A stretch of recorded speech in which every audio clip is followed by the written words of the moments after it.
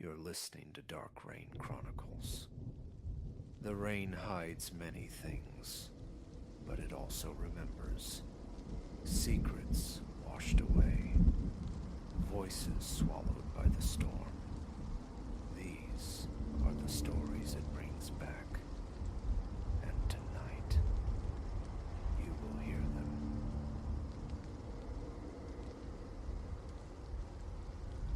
My senses, once stalwart anchors in the tangible world, now drift untethered. There was a time I implicitly trusted the evidence of eye, ear, and touch. Then came the relocation, the ascent into the mountain's embrace, to this solitary house. Certainty has since become a forgotten luxury. Upon arrival, the dwelling presented an unassuming face. A compact porch, a living space of decent breadth, twin sleeping chambers, and a constricted stairwell spiraling upward. Its walls stood unadorned, the floors a testament to time etched in worn timber, the window frames aged. Nothing in its architecture demanded notice, yet its seclusion promised tranquility. A 20-minute crawl down a rutted dirt track separated me from the nearest sign of human life. Here, I thought, silence would cradle my work. A profound miscalculation. That initial day bled away in the ritual of settling. Cartons yielded clothing, volumes of text, the gleam of my laptop. Ornamentation held no appeal. Simplicity was the aim. I tested the sash windows, seeking smooth passage. Faucets were turned, the water pump rattling faintly before yielding a stream sufficient for a hasty shower. Outside, I paced the perimeter, absorbing the proximity of towering evergreens, whose boughs groaned under the wind's persuasion. A delicate breeze, cool against my skin, carried the scent of damp earth, the crisp signature of mountain air. Evening found me bone-weary from the hefting of boxes, the rearranging of minimal furnishings. Pasta simmered on an archaic electric stove, one burner defunct, the appliance humming its protest. Seated at a plain wooden table in the kitchen, the only sound was the intimate echo of my own chewing in the vacant room. Dishes deposited in the sink, hands wiped dry. The mundane rhythm felt intact, until the soft concussion. It originated near the hallway arching towards the living room, muted, like a small, dense object meeting the floor. Perhaps, I reasoned, the precarious stacking of a box, its contents shifting. Rising, I flooded the living room with light. Unopened cartons huddled near a bookshelf, seemingly stable. A subtle draft snaked from beneath the front door. The temperature outside had indeed plummeted. Dismissing the noise as nerves frayed by solitude and new surroundings seemed logical. I secured the front door, extinguished the living room light, and ascended the stairs. Each tread groaned beneath my weight, the sound amplified by the house's profound quietude. In the designated bedroom, a small lamp cast a meager glow. My phone, placed bedside, displayed no signal bars. A mental note formed to scout for reception outdoors later. Leaving the bedroom door ajar, I killed the lamp and surrendered to the bedding. Sleep, however, remained elusive. Around the midnight hour, a delicate scraping sound roused me. It emanated from just beyond my open door, persistent, suggestive of something being dragged across the floorboards. I sat bolt upright, heart hammering a frantic rhythm, mouth parched. Holding my breath, I strained to hear it again. Silence resumed its reign. My gaze fixed on the doorway, a portal into the unlit hallway. No illumination bled from downstairs. A distinct chill permeated the room, raising goose flesh on my arms, prickling the nape of my neck. The impulse to activate the lamp warred with a deeper reluctance, a fear of what illumination might reveal. A branch scraping the siding, a loose gutter rattling. Rational explanations felt thin. After several minutes suspended in absolute stillness, I rose. My hand found the wall, traced it to the switch. The hall light flickered, then held, bathing the narrow corridor in stark light. Nothing. The floorboards, bare save for scuffs and age marks, lay undisturbed. The adjacent guest room door remained shut. The bathroom door stood open. Emptiness greeted my inspection. Returning to my room, sleep became a forced, restless state. Morning arrived with stiffness in my limbs and a residue of unease clouding my thoughts. My eyes felt swollen from inadequate rest. Descending for coffee, I confirmed the front door's lock held fast. Through the nearby window, sunlight gilded the mountain peaks, their slopes dense with the dark green velvet of pines, under a sky adrift with clouds. I sought solace in the mundane, the coffee ritual, the familiar landscape. Yet crossing the living room, a new creak protested from beneath the floorboards. Old houses sigh and settle, I told myself, deliberately ignoring the nascent tremor of fear. The bulk of the day was consumed by project notes, my laptop stationed on the kitchen table. I listened, hyper-aware, but only the winds soughing in the trees and the refrigerator's cyclical hum broke the quiet. By late afternoon, a measure of tension had eased. Perhaps imagination, fueled by isolation, had indeed run riot the previous night. But as dusk began its slow creep, a familiar weight settled in my chest, a dread of the encroaching night, inexplicable and visceral. I found myself pacing the living room, a restless circuit of window checks, lock testing, light switch flicking. With the sun's final surrender, I banished the shadows, illuminating every lamp, every overhead fixture in the kitchen, living room, and hallway. I craved visibility, needing to pierce every corner. Methodically, I moved through each room, a self-directed tour meant to reassure. Closet doors were pulled wide upstairs, the shower curtain in the bathroom drawn back. Vacancy everywhere. Back at the kitchen table, a sandwich felt like ballast in my tight stomach. I managed only half. Then, a brittle tapping commenced at the living room window. Sporadic, hesitant. Tap, tap, pause, tap. My chest constricted. Rising, heart accelerating, I stared towards the living room. The tapping persisted briefly, then ceased. Turning the corner, I approached the window, my lamp's reflection staring back from the dark glass. Outside, the night was an inkwell swallowing detail.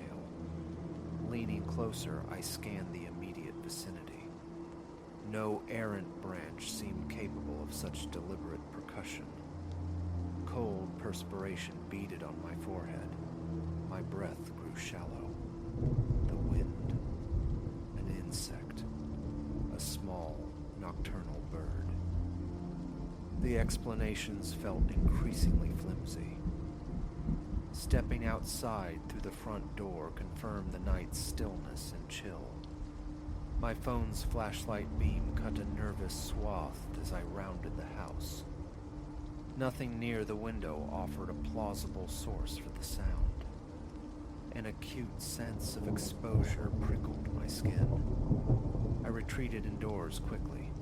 Staying awake seemed the only recourse. Another cup of coffee brewed.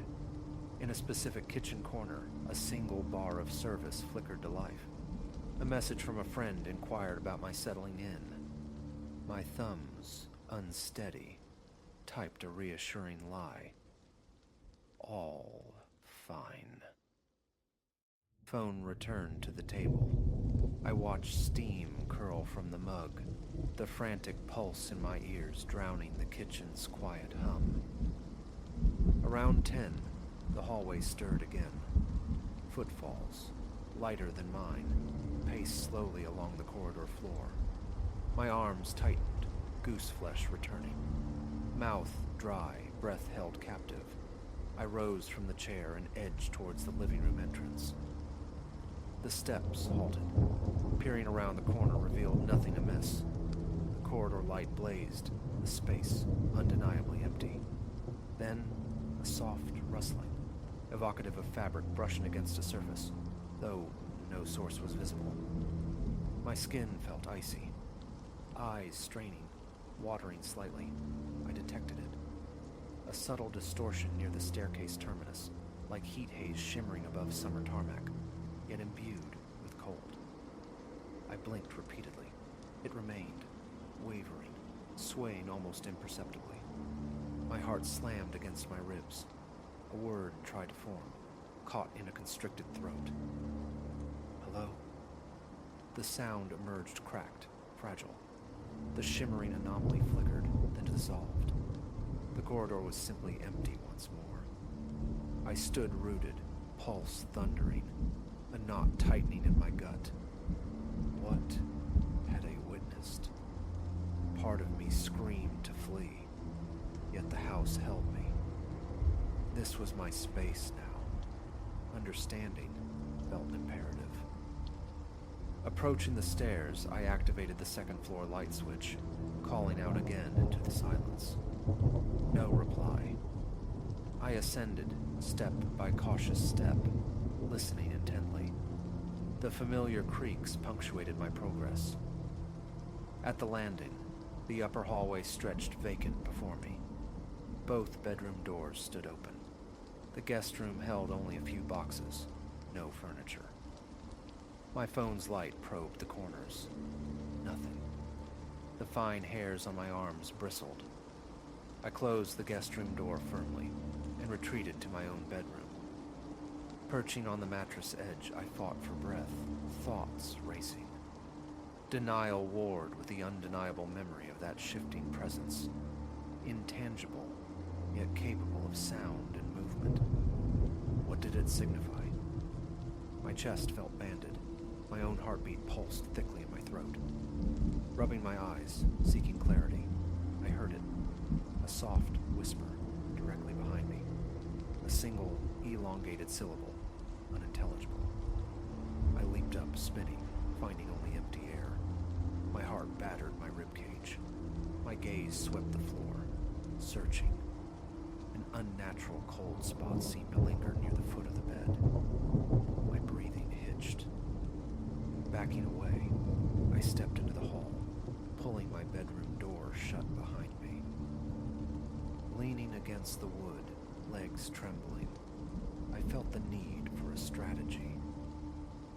This entity, whatever its nature, seemed intent on gaining my notice. Calmness, I decided, was key. Observe. Wait for another overture. I descended again, legs unsteady, palms slick against the banister. Every light remained defiantly on. The living room glowed warmly. The corridor light shone. The kitchen felt almost unnaturally bright. I resumed my vigil at the kitchen table. My stomach churned, the image of the hallway distortion replaying relentlessly. An hour crawled by in silence. A fragile calm began to settle, only to be shattered as the overhead kitchen light flickered erratically. I glanced up. The bulb steadied, but apprehension spiked anew. Then, from the living room's direction, another soft impact. Less a thump, more a muffled knock. Rising, I moved into the living room. The lamp illuminated the sofa, the small coffee table. A visual sweep revealed nothing disturbed, except the door to the small closet beneath the stairs. It hung slightly ajar. I distinctly recalled securing it earlier. Now, A gap of inches beckoned. Heartbeat accelerating, I approached, my clammy hand closing around the cool metal knob. Pulling the door wide, I directed my phone's beam inside. Shelves held cleaning supplies, some empty cartons. One box lay on the floor, tipped onto its side. Kneeling, I saw it was empty, yet clearly displaced. A faint rustling whispered from behind the stacked boxes. I aimed the light, finding nothing. As I straightened, my eye caught movement in the reflection of the living room mirror mounted on the adjacent wall. A shape, fleeting, behind me, near the couch. I whirled, flashlight beam stabbing the space. The couch stood solitary. My breath came in ragged gasps. For a fraction of a second, I thought I'd glimpsed a humanoid outline. Something crouched low. Fear stung my eyes, tightened my chest again. Frozen, I listened. The house held its breath. Then, a distinct puff of air brushed past my left shoulder, gentle but definite, stirring strands of my hair. My pulse surged violently. I spun again, light slicing through empty space. My mouth felt like cotton. Swallowing was difficult. Adrenaline pounded in my temples. I had to speak again. "What do you want?" The tremor in my voice betrayed me. My hands shook.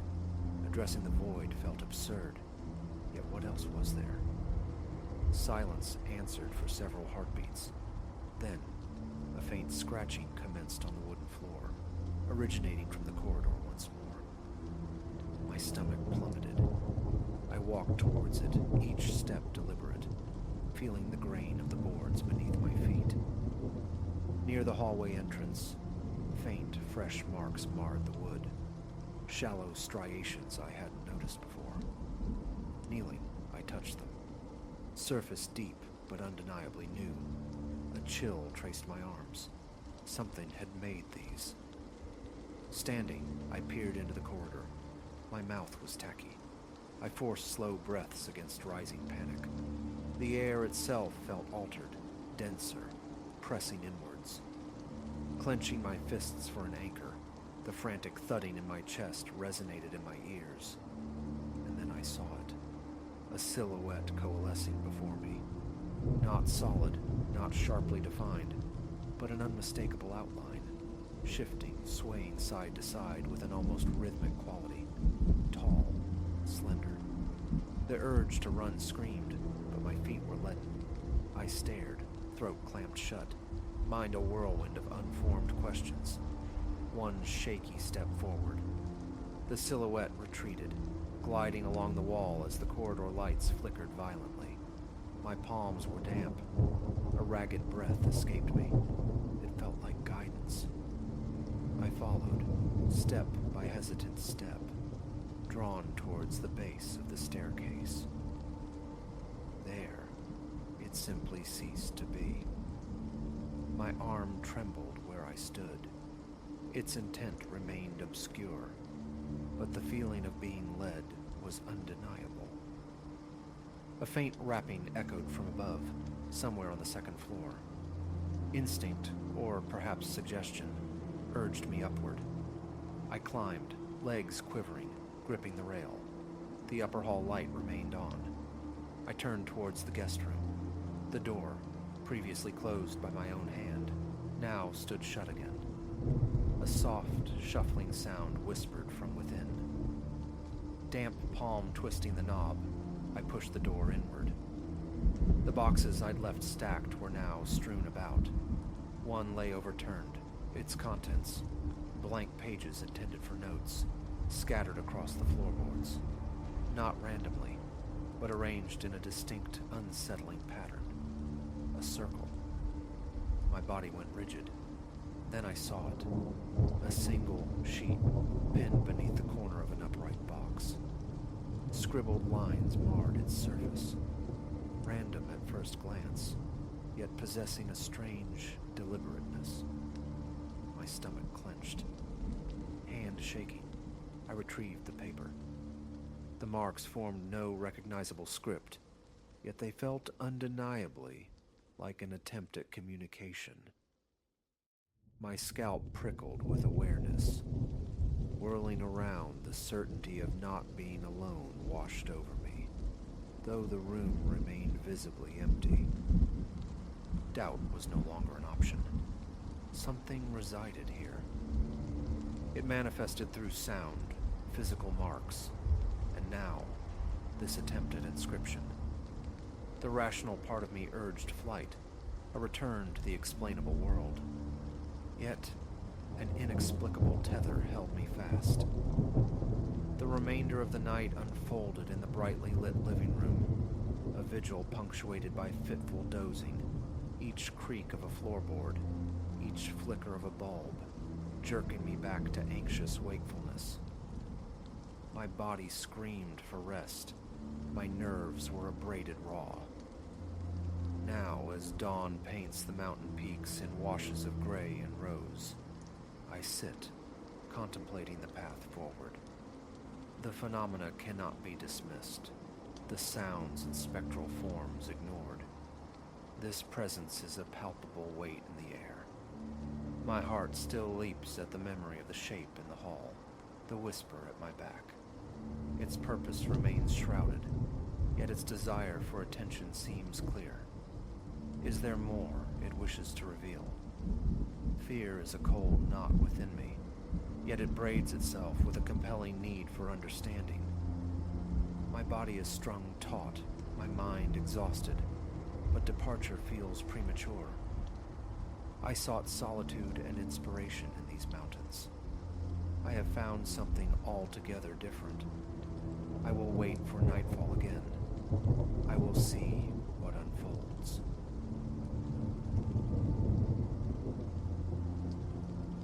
Memory clings to the moment the glass first betrayed me, a fissure in the mundane. It commenced weeks past, during that hushed interval, when afternoon surrenders to the encroaching dusk. I'd wandered into my bedroom, a space dominated by the antiquated mirror affixed to the plaster, and glimpsed something poised behind my reflection. No ambiguity softened the vision. A towering skeletal silhouette shrouded in umbral cloth. A swift turn revealed only the familiar emptiness of my room. My dwelling occupies the uppermost floor of a structure steeped in years, perhaps exceeding a century. Its arteries are thick-walled corridors, narrow and perpetually steeped in a dim twilight, the paint flaking like old skin along the stairwell. Floorboards offer groaning protest beneath my weight. Within my own cramped confines, a solitary bedroom, bath, a meager kitchen, and a living space pulling double duty. The furnishings are utilitarian relics. Solitude defines my evenings, punctuated by the sibilance of aging pipes, or the distant thrum of unseen mechanisms belonging to other tenants. A faint, persistent scent of mildew hangs in the passages. Dust, a tireless colonizer, settles swiftly. The windows remain shut fast, their frames warped, ill-fitting, inviting drafts and the city's muffled clamor. The mirror itself had never warranted a second thought. Acquired for a pittance from some dusty second-hand emporium, it reaches roughly chest height, encased in unadorned timber. It hangs opposite my bed at eye level, a tool for morning assessments of countenance or collar alignment. Nothing more. Just another time-worn object amidst a collection of the same. That perception fractured irrevocably that initial evening, with the sight of the shape looming behind me. Panic didn't immediately seize me. Ocular trickery seemed the plausible culprit. The descending sun cast peculiar light through the hall window, perhaps refracting an exterior anomaly. Yet, the following dusk, it returned. This time I remained immobile, scrutinizing the reflection, willing the presence to betray movement. It stood static, yet rendered with sharper clarity. Tall, attenuated, swathed in that dark cloak or robe. No face discernible, merely form. A warm throb pulsed at my temples, a leaden ache settling in my gut. My hands turned frigid, despite the ambient room temperature. And again, upon turning, the physical space behind me was void. I searched beneath the bed, plumbed the closet's depths, peered behind the door, scanned the hallway. Nothing. Yet each subsequent glance into the mirror that evening confirmed its presence, an unwavering sentinel in the reflected background. I tried illumination. The overhead fixture, a single bulb casting stark, unforgiving light, failed to banish it. A focused beam from a small torch proved equally ineffective. Leaving the room and returning changed nothing. Its manifestation remained tethered to the day's end, absent in the clarity of morning or the fullness of afternoon. Days bled into one another, bringing a chilling realization. Each evening, the reflected figure occupied a space incrementally nearer. Initially, it had hovered several feet distant near the doorframe. Then, it advanced, bisecting the space between the threshold and my reflection. Soon after, it stood directly behind me, scarcely an arm's breadth away.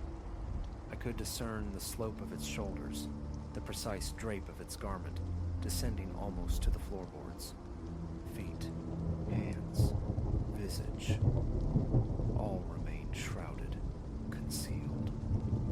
It never stirred while under my gaze, yet every dusk, its starting position had shifted, closer. Aversion warred with morbid fascination. I attempted to ignore the mirror, only to find my gaze inevitably drawn back. Sleep became elusive, the darkness populated by the image, compelling me to flick the lights back on, confirming its steadfast vigil. One night, desperation led me to shroud the mirror with a thick blanket, secured with brittle tape. Come twilight the next day, I peeled back the covering. It was there, behind me in the glass, now so proximate, I imagined I could feel its respiration upon my nape.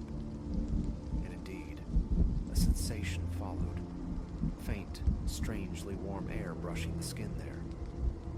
Gooseflesh erupted. My heart hammered a frantic rhythm against my ribs, the surge audible in my ears. My throat constricted, mouth arid. What is it you want? The words, spoken aloud, echoed unanswered in the stillness. No movement, no reply, only its silent, unwavering presence. Stepping aside, shifting my position relative to the mirror, proved futile. The figure shadowed my reflection, maintaining its fixed proximity, untethered to any specific point in the room, bound only to my reflected self. One night I resolved to avoid the bedroom entirely. I sat in the living area, attempting distraction, yet the question gnawed. What transpired if its approach continued unchecked? The apartment felt unnaturally silent, amplifying a knot of dread tightening in my stomach. Tension coiled in my muscles. A damp sheen slicked my brow. The air tasted stale. Faint, intermittent clicks punctuated the quiet. The settling groans of the old building, or something else. Restlessness propelled me pacing, eyes darting to the clock. Inevitably, resistance crumbled. I rose, walked back into the bedroom, and confronted the glass once more. It stood immediately behind me. A subtle vibration seemed to hum in the air. My own reflection appeared altered, eyes strained, shoulders hunched defensively. The figure eclipsed my height by a head, its cloak appearing denser, heavier. Still, The face remained a void beneath the cowl. A novel sound surfaced, a dry, crackling static, reminiscent of brittle joints yielding or ancient parchment flexing. It emanated from beyond the glass, yet resonated deep within my bones. My pulse raced, breath shallow and rapid. A stiffness seized my neck, the fine hairs on my arms erect. Leaning closer, seeking any detail within the shadowed hood, yielded only impenetrable darkness. But the breathing was undeniable. Slow, measured exhalations mirroring my own cadence, yet imbued with a profound weight. My fingers brushed the mirror's surface. Cool, smooth, solid glass. Ordinary. The figure offered no reaction, no grasp, no pull. Yet an undeniable intent emanated from it, a palpable yearning. The subsequent evening prompted a different tactic. I lifted the mirror from its simple nail fixing. Turning it to face the wall, I sat on the bed, waiting, listening to the city's nocturnal sighs. A distant car, a neighbor's closing door, the low hum of refrigeration. An hour crept by before I slowly, deliberately, reversed the mirror. The figure stood behind me again, closer still. So near now that tilting my reflected head back would mean resting against its chest. The cloak's edge brushed my shoulder in the glass. I spun around. Emptiness greeted me, the tangible room unchanged. Yet the sensation of a presence lingered, an almost physical pressure against my back, as if leaning into something unseen. An impulse to destroy it surged. I hefted the mirror, slamming it against the wooden bedstead. The thick glass held firm. A second, more forceful blow merely scarred the frame, denting the wood. The mirror remained intact. My toolbox contained a hammer, yet an inexplicable reluctance stayed my hand. Unease tightened my chest, my fingers trembling. A nonsensical fear whispered that shattering the glass might unleash something worse. The thought, irrational as it was, paralyzed me. Over the ensuing nights, I slept fitfully. The mirror turned resolutely towards the wall, but the feeling persisted, a palpable presence sharing the room, independent of the reflection. I'd jerk awake near midnight, heart pounding, skin clammy, the strange clicking sounds weaving through the darkness. I even relocated the mirror to the living room, hiding it behind the couch, facing the wall. But dusk invariably drew me back. Shoving the furniture aside, turning the glass, confirming its spectral loyalty. Always behind me. Always fractionally closer. Its soft breath a constant undertone. Escape flickered as an option. During daylight hours, I sought refuge outdoors, standing on the pavement, gazing up at the aged facade. Staying elsewhere, a hotel, a friend's sofa, seemed logical, yet impractical. No close friends resided nearby, no family who might comprehend this encroaching madness. Explaining the mirror apparition felt tantamount to confessing insanity. Besides, funds for extended lodging were non-existent. Defeated, I trudged back upstairs, seeking another solution. A cheap digital camera offered a new strategy. Positioned on my dresser, aimed at the mirror, I recorded myself standing before it at twilight. Playback revealed only my solitary figure against the backdrop of the empty room. The reflection in the recording was clean, yet looking directly at the mirror in real time, the figure remained starkly visible. The camera could not perceive it. phone photos yielded the same result: normalcy.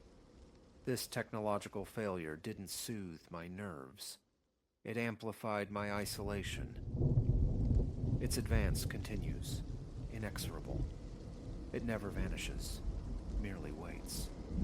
Some evenings, a faint dragging sound accompanies its presence, like heavy cloth pulled across rough stone.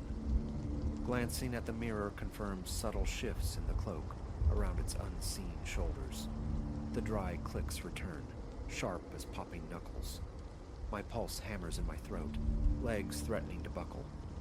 My stomach churns, fingers quivering. I tried addressing it again.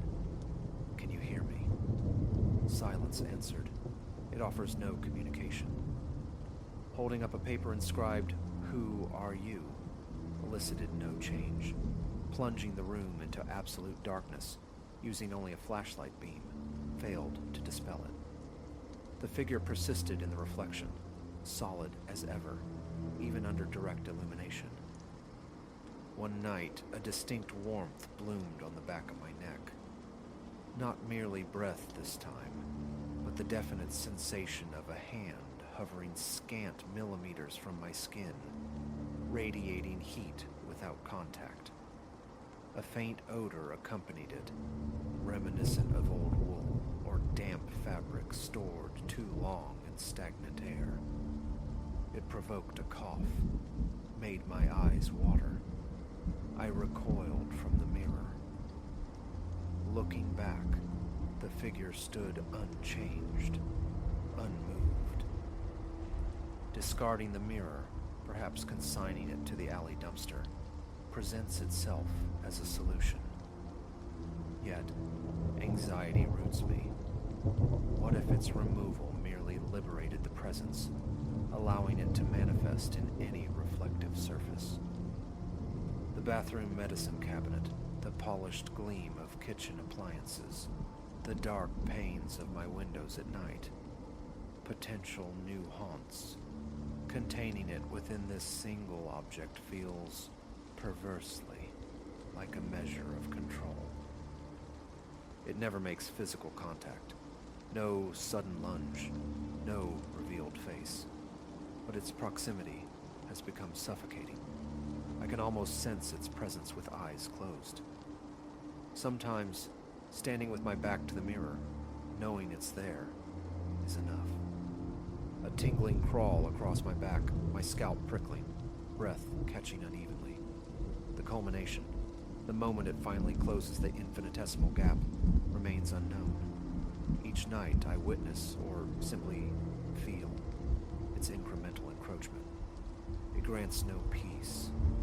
The tension woven into my muscles never fully unwinds. Fatigue is a constant companion, though true rest remains elusive.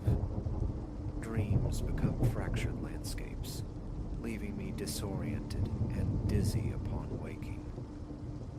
An evening ago, I interposed a chair, a flimsy wooden barrier between myself and the glass. Standing behind it, peering into the reflection, I hoped to obstruct the figure, but in the mirror's world, it simply stood behind me since the chair non-existent, irrelevant. Angling myself offered no advantage. Wherever I positioned myself, it faithfully mirrored my location, always posteriorly. I've withdrawn from the scant interactions with neighbors, silenced the music, ignored the television. Now, I inhabit the apartment's profound quiet, listening, waiting for dusk, for the inevitable appearance. Occasionally, a whisper seems to brush the edge of hearing, dissolving upon focus. I fight the urge to blink when staring into the glass, uncertain what might transpire in that brief darkness. How much closer can it possibly get? Lately, its nearness is tactile in the reflection, a phantom brush against the fabric of my shirt, a subtle tug, as if an unseen finger toys with a loose thread. My shoulders ache with a peculiar weight when I stand before it. Knees feel unreliable. A tremor lives in my arms.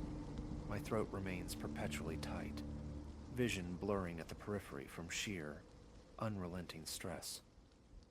Does it intend to emerge from the glass? Does it desire something tangible? Is it even sentient, or merely some bizarre echo trapped within the silvered pane? These questions remain unanswered. I only know its nightly vigil, its relentless nearing, the soft rhythm of its breath, the occasional clicks and shifts, the refusal to grant solitude or respite. Tonight, I stand here again. Outside, the light bleeds from the sky. The mirror hangs upon the wall, passive, expectant. I know precisely what awaits my gaze. Already, the phantom warmth kisses my neck. The familiar rigidity invades my limbs. The ceaseless tension coils tighter. The figure is behind me. Its approach is undeniable, unstoppable. All that remains is to stand here, to watch, and to feel its breath upon my skin, awaiting whatever comes next.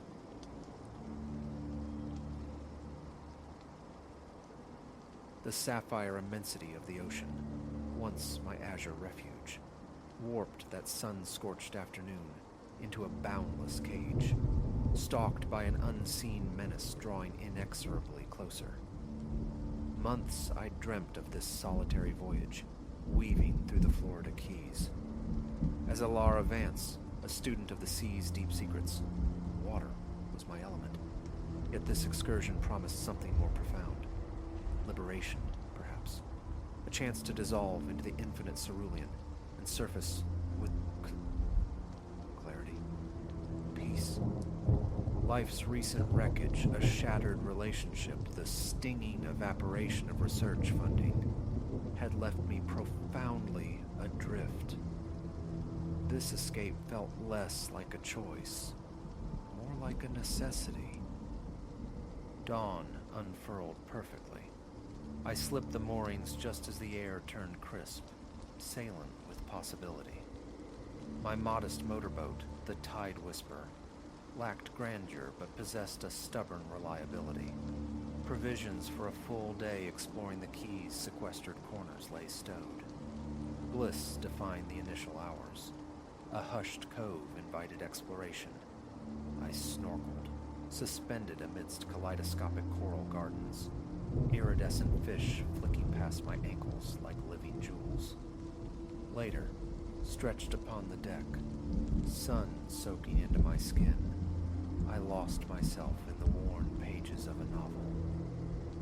Early afternoon brought the first glimpse, another vessel, initially just a sun-glinted speck against the horizon's shimmer. Unremarkable. The Keys pulsed with maritime traffic, others surely chasing this flawless weather. Yet, time unspooled, and a disquieting pattern emerged. Whichever heading I chose, that distant boat mirrored my course, perpetually maintaining its distance, near enough to register, too far to discern detail. Paranoia, I chided myself. Surely just a fellow traveler tracing a similar path through these waters. But a cold knot tightened in my stomach, refusing to dissolve. My gaze kept snapping astern, tension coiling in my shoulders. I resolved to test this unsettling feeling. An abrupt course change sent the Tide Whisper vertical, veering towards a tangle of sparsely inhabited islets. Their mangrove labyrinths offered dense cover, the channels between them narrow, treacherous for the uninitiated. For a blessed interval, threading through the shadowed waterways beneath overhanging green, I believed I'd shaken them. A sliver of relief warmed me, but emerging from the far side of the island cluster, my hope plunged. There it idled. The same boat, still observing its calculated remove, yet undeniably shadowing my wake. Frigid fear, sharp and real, pierced through denial. No coincidence, this. Hours they had trailed me, purposeful and silent. Why? Motives churned in my mind, each more terrifying than the last. Pirates, smugglers, something nameless and predatory. The keys, I knew, harbored darkness beneath their sun-drenched facade. People vanished out here, their vessels discovered aimlessly drifting, empty, save for the sea wind. Help. I needed help. My hand darted to my phone, hope plummeting as the screen displayed no service. Naturally, too far flung, too isolated, utterly alone. Tremors ran through my hands as they clenched the wheel. Options scrambled through my panicked thoughts. Outrun them. The Tide Whisper was no match for their evident power. Make for the nearest populated island. Hours distant, with the sun already commencing its westward slide. While I wrestled with indecision, eyes flicking between nautical charts and the vast, indifferent sea, a peripheral movement snagged my attention. The other boat. Its angle shifted, bow pointing directly towards me. My breath hitched. The game, whatever it was, had reached its culmination. Raw panic detonated within me. Instinct overriding thought. I wrenched the wheel hard over, spinning the Tide Whisper in a tight, spray-flinging arc. The throttle jammed forward, pushing the small engine to its screaming limit. Direction dissolved. Escape was the only imperative. I flew across the open water, vision blurred, torn between the path ahead and the relentless pursuer closing the gap. Their larger engine devoured the distance. Cool ocean spray misted my back, doing nothing to quell the hot sweat of terror. Desperation dictated my next move, a sharp turn towards a reef system I knew lurked just beneath the waves. Perilous territory. One misjudgment could rip the hull open, but my vessel was smaller, nimbler. Perhaps the coral maze could be my salvation. The Tide Whisper bucked and skipped entering the shallows, the keel groaning ominously against unseen rock. Teeth gritted, knuckles white on the wheel. I navigated by memory, by instinct, honed through years on the water. Behind me, a sharp cry, the abrupt silencing of an engine. Had they foundered? I didn't pause to look. Deeper I pushed into the reef's embrace, heart hammering a frantic rhythm against the hull's slap on the waves. Only when the sounds of pursuit utterly vanished did I dare ease the throttle, gulping air as adrenaline's fierce tide receded. A new predicament surfaced. In the flight, all sense of direction had deserted me. The sun bled across the sky in strokes of violent orange and rose. Darkness gathered swiftly, and I was lost within treacherous waters. I cut the engine. Silence descended, profound, broken only by the water's gentle sighs against the hull and the far-off lament of gulls. Charts lay useless in the deepening twilight. Then, a sharp crack split the air. Not a gunshot, my racing heart insisted, but the unmistakable report of fiberglass striking coral. They were still out there, still hunting. Fear transmuted into resolve. I would not become another statistic, another whispered mystery swallowed by the sea. I was a scientist. These waters were my study, my domain. Control asserted itself over panic. A deep breath. Think. The reef. The distinct pattern of coral heads breaching the surface. It had to be the elbow. If so, safety lay northwest. Islamorada. Civilization. Help. With hands that still shook, I restarted the engine, its sudden roar feeling obscenely loud in the encroaching dark. Bow pointed northwest, I began to move. Slowly, cautiously now. Every shadow morphed into a lurking hull. Every wave crest mimicked an approaching engine's thrum. The journey stretched into an eternity. My eyes strained against the blackness, searching for landmarks, perpetually braced for the sickening impact of collision. Then, faintly at first, pinpricks of light materialized on the horizon. Islamorada. Sanctuary. Nearing the harbor, flashing blue lights pulsed across the water. A heart-stopping instant. Were they waiting? Had they somehow outmaneuvered me? No. Coast Guard. Someone must have reported erratic boating. They were clearly vigilant. Never had I felt such profound relief at the prospect of being boarded. The story tumbled out, a breathless, fragmented account delivered to guardsmen, whose faces remained carefully neutral, skeptical. No trace of the phantom vessel was found, nothing to corroborate my frantic narrative. Dehydration, sunstroke. Their unspoken diagnosis hung in the air. But I knew the chilling reality, the primal terror of the hunted, the stark vulnerability of being alone against a vast, uncaring wilderness.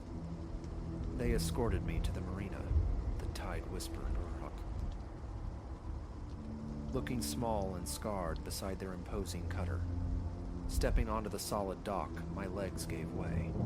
Strong hands steadied me, lowering me onto weathered planks. Water was pressed into my hand. I drank, suddenly aware of a desperate thirst. A periphery of motion. Harbor police, curious onlookers drawn by the commotion. Yet my thoughts remained fixed on the vanished boat. Who were they? What motive fueled their pursuit? Would they reappear? Answers never surfaced. The official record spoke of disorientation, a cautionary anecdote about solo voyaging's risks, but the truth remained etched within me. The ocean, my lifelong solace, had unveiled its capacity for menace. The very vastness I once cherished now felt threatening, pregnant with unseen dangers. I avoided the water for a long time afterward. When I finally returned, it was never alone. My eyes constantly scanned the horizon, forever watchful for that indistinct silhouette, knowing that somewhere in the blue expanse, they might still be waiting, observing, hunting. The sea, once my passion, my home, became a constant reminder. Even within profound beauty, darkness coils just beneath the surface. Every breath of salt air, every gull's cry, transports me back. Alone on a fragile boat, predators circling in the inescapable blue.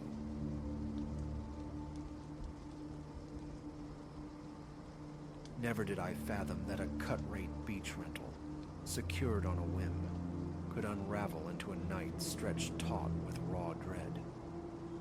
That house, I'd booked it with Finn and Leo, envisioning nothing more than a Spartan escape. Its cheapness was the lure, its proximity to the shore, some 500 meters distant, the flimsy justification. We pictured languid days, the sting of salt water, a blessed respite from urban clamor and the tyranny of schedules, a simple enough desire. Yet, arriving that afternoon, the threshold itself seemed to exhale disappointment.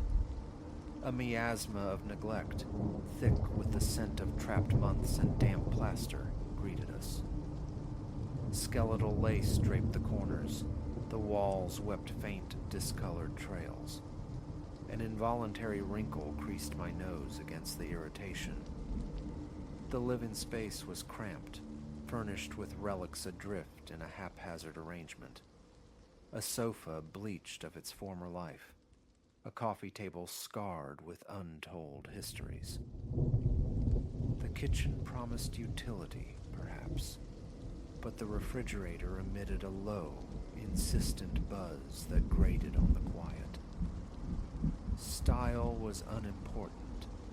Functionality, however, I desperately hoped for. We deposited our bags in the two offered bedrooms. One contained a bed frame that groaned a metallic protest under the weight of my backpack. The other held marginally more promise, though its mattress sagged with age. A third room, tucked away at the back, served as a dusty repository for defunct chairs and anonymous boxes. Grit coated the floorboards. We threw open the windows, inviting the sea breeze to battle the stagnant air. Outside, the yard surrendered to waist-high grasses that whispered against a dilapidated fence. Weeds choked the approach to the front gate, a formidable barrier of iron bars, taller than my shoulders, secured from within by a length of rusted chain. A brief reconnaissance of the vicinity confirmed a peculiar desolation. Few houses showed signs of life.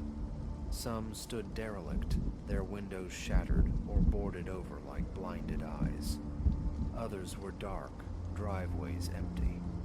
For a place mere minutes from the beach, it lacked any pulse of tourism. No welcoming lights from shops or taverns. No casual strollers enjoying the evening air. An unsettling vacancy clung to the place. "Don't bank on finding a corner store," I remarked to Finn. "Might need a run to the next town if supplies run low." He concurred, a shared understanding passing between us. Procure necessities before darkness truly fell. A 10-minute drive brought us to a meager market, its interior dim, a single aisle offering basic sustenance: water, sodas, bread, the makings of sandwiches. We gathered our provisions under the impassive gaze of the proprietor, a man rooted behind his counter, arms crossed, communication minimal. Transaction complete, we returned. The sun bled towards the horizon, the breeze gathering strength, cool and damp against the skin. Salt air warred with the house's inherent mustiness as we stepped back inside.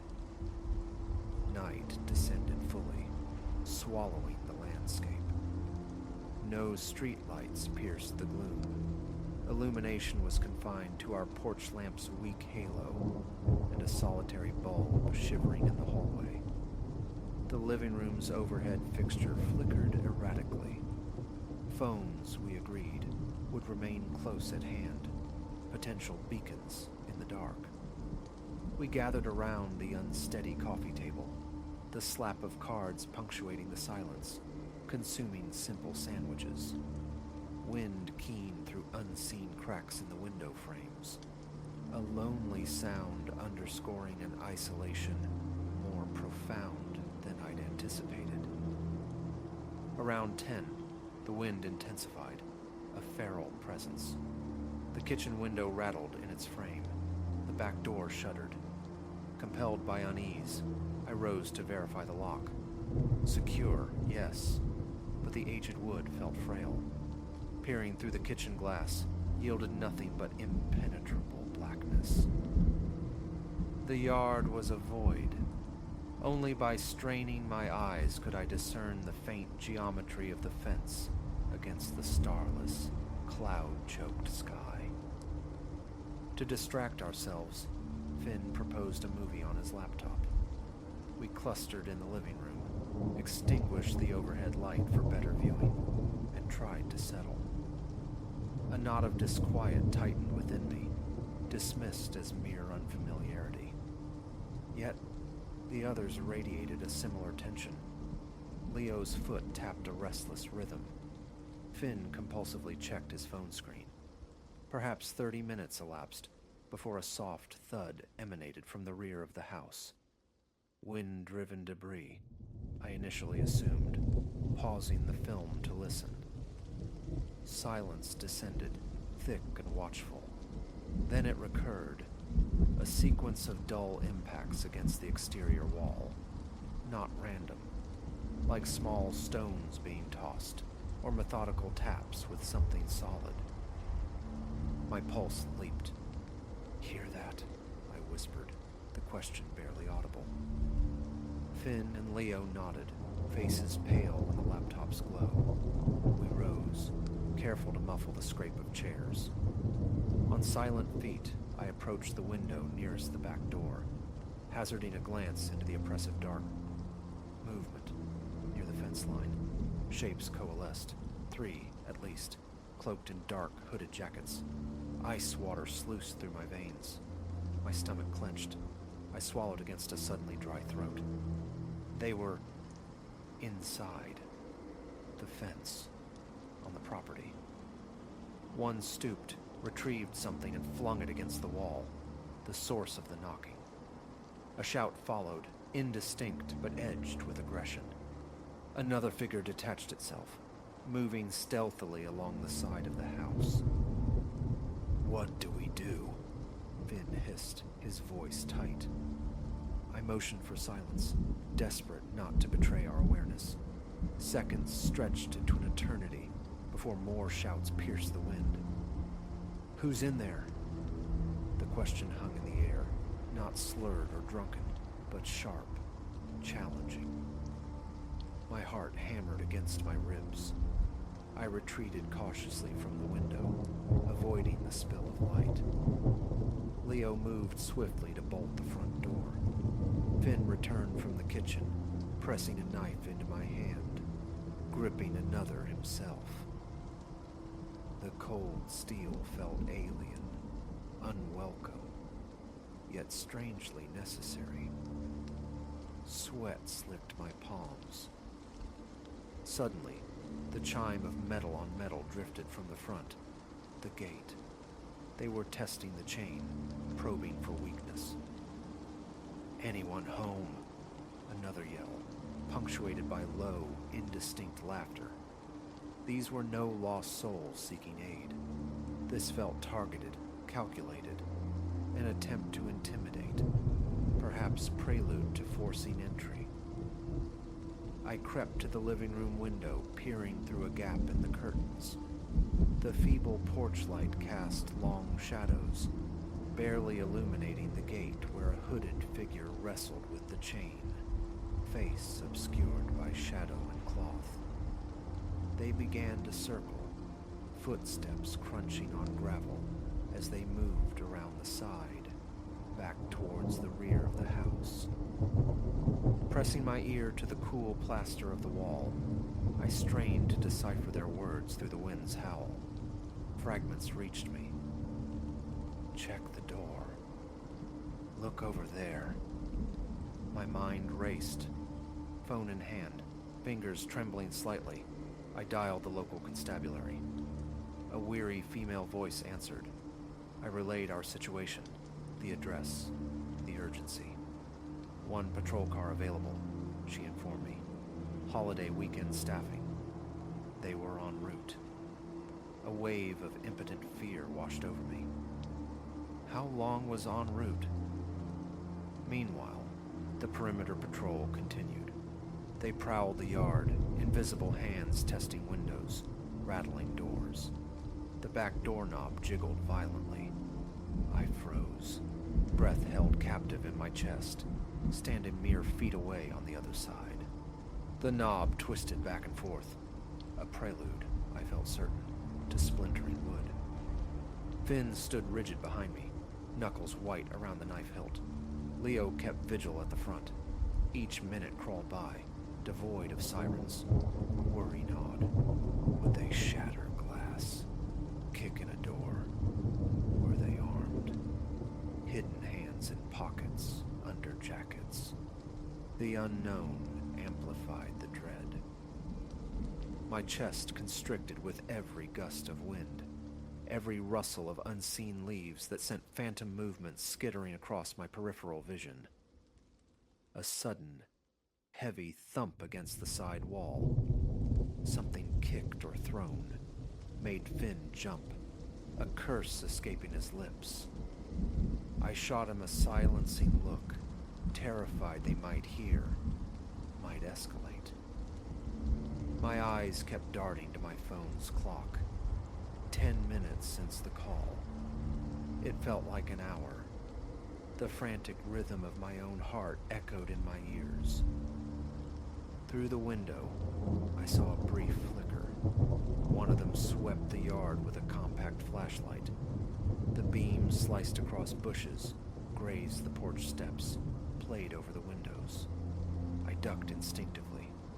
The light swept past again, then winked out. Muffled voices conferred. Leaning closer to the glass, straining, I caught only disconnected phrases carried on the wind. No lights. Maybe inside. Keep checking. The tension was a physical weight. My back ached from crouching. My legs felt unsteady, breathing shallow. Call again. Leo whispered, his voice strained. I shook my head, reluctant to risk the phone's revealing screen light, the sound of my voice. Wait. Another 5 minutes bled away, marked only by the intruder's restless pacing. Then, noise from the front again, the chain rattling, followed by footsteps receding along the outer wall. Leo crept towards me, silently mouthing, "Leaving." A hopeful query I couldn't answer. Confusion reigned. Just then, a low thrum surfaced beneath the wind's moan. An engine, growing steadily louder. Headlights scythed across the edge of the property. The police. The intruders must have heard it too. Urgent whispers erupted amongst them. They moved with sudden purpose towards the back fence. A metallic clang, something pushed aside. Perhaps the fence itself breached. Then the frantic tattoo of running feet, fading into the absolute darkness beyond the property line. Relief washed through me, potent but incomplete, laced with residual fear. My knees threatened to betray me. We remained inside, silent, hearts still pounding, until the patrol car rolled to a stop outside, its pulsing red and blue lights painting the interior walls. 2 officers emerged, sweeping the gate with flashlights, their voices carrying clearly. Police. We fumbled with the locks, admitting them into the tense quiet of the house. I recounted the night's events, voice unsteady. They searched the yard, finding only footprints near the fence, scuff marks on the walls. No forced entry, no lasting damage. They promised extra patrols, but cautioned about resources stretched thin by the holiday. Keep the lights on, lock everything, they advised. Remote areas like this saw occasional burglaries, attempted break-ins. Response times, they admitted grimly, weren't always ideal.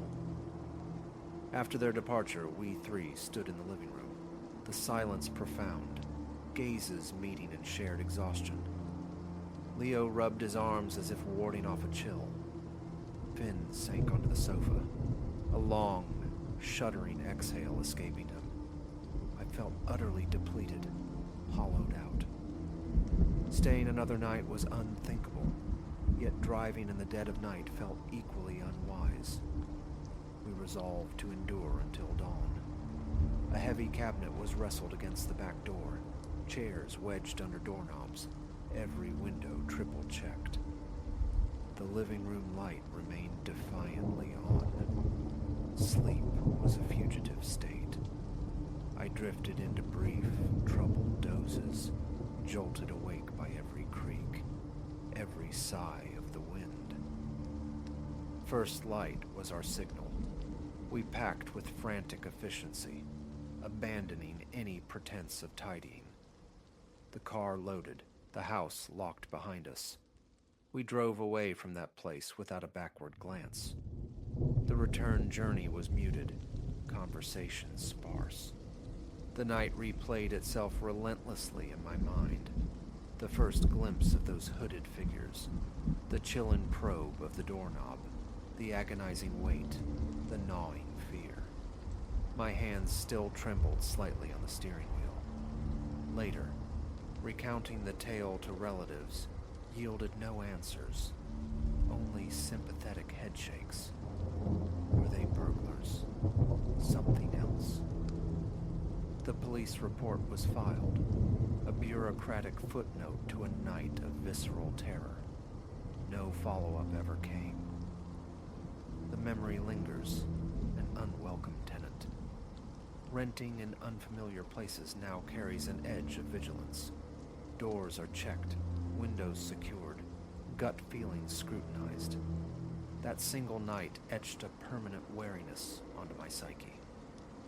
Even now, the recollection of those dull knocks against a moldy wall can cause my stomach to clench tight. A piece of the darkness from that desolate rental remains, clinging stubbornly within.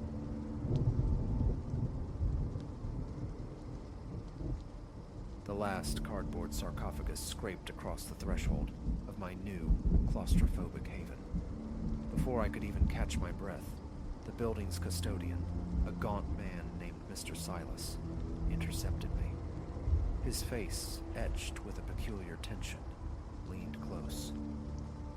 "That window," he rasped, gesturing towards a forlorn square of glass punctuating the living room wall. "Never latch it fully shut. Never." It was a study in neglect. Paint peeling like sunburned skin, wood swollen and distorted. A brass latch so corroded it looked poised to disintegrate. Absurd. A persistent, thin sigh of air slipped past its sill, stirring motes of dust across the scuffed parquet. I offered a non-committal nod, a silent promise I had no intention of keeping, already plotting ways to silence the draft. By the second night, the incessant whisper of wind through the gap had frayed my nerves raw. Enough. With determined fingers, I wrestled the tarnished latch. It yielded with a protest of grinding grit, a sound like dry bones scraping together, confirming its long disuse. No guilt pricked me, only the desire for undisturbed sleep. Silas's caution seemed a relic of some forgotten tenant's paranoia. I gave the frame a final, definitive pat. Sealed. Sleep was a shallow pool, easily disturbed. Hours later, resonant thuds shattered to quiet, pulling me from the edge of dreams. They echoed from the living room, near that window, not the neighbor's door. This was rhythmic, frantic. Thump, thump, thump. A cold fist clenched around my heart. Disoriented, trapped behind my closed bedroom door, I could only listen as something hammered against wood. Thump, thump, thump. My pulse hammered in my ears, a frantic counterpoint. It chapped had to be the window. Covers thrown aside, bare feet hitting the cold floor. I moved towards the sound. Down the short hallway, the impacts intensified, vibrating through the floorboards. My mouth went desert dry. My arms locked at my sides. Hand trembling on the cool brass knob, I eased the door open. Pitch darkness greeted me, but the source was immediately apparent. The forbidden window, flung wide, was battering itself against the outer frame in savage gusts of wind, glass rattling like teeth. It looked violated, forced. My fingers found the switch. The overhead fixture sputtered, then cast a weak, jaundiced glow. The window continued its violent percussion, but the room was starkly empty. Step by cautious step I approached, each footfall unnaturally loud. A knot formed deep in my sternum. My pulse roared, a deafening drumbeat against my ribs. A strange, effervescent tingling sparked beneath my left breast. The incoming air was glacial, raising gooseflesh. I seized the bucking window frame. It resisted, jammed tight, then abruptly gave way. Heart slamming against bone, I wrestled it back, fumbling until the latch clicked into its halfway mooring, Silas's prescribed position. Instantly, the assault ceased. The silence that rushed in was profound, unnerving, crawling over my skin like spiders. Sleep, when it finally came, was shallow and haunted by phantom impacts. Dawn arrived filtered through a headache, a dull throb behind my eyes, mirroring the night's percussion. Mr. Silas was conspicuously absent, coffee brewed, counteracting the metallic taste of fear. The wind, I insisted inwardly, just the wind, a rotten frame.